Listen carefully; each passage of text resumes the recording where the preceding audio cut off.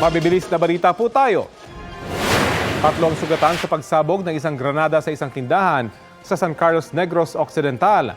Nadamay sa pagsabog ang ilang bahagi ng tindahan at isang motorsiklo. Ayon sa mga otoridad, isang lalaking sakay ng motorsiklo ang naghagis ng granada.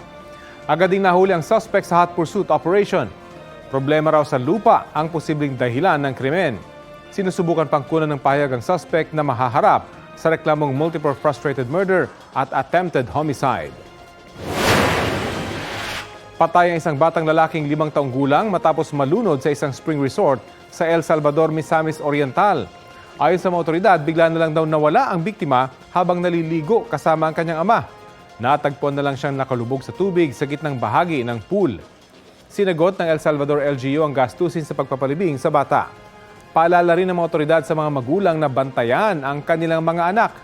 Wala pang pahayag ang mga magulang ng bata.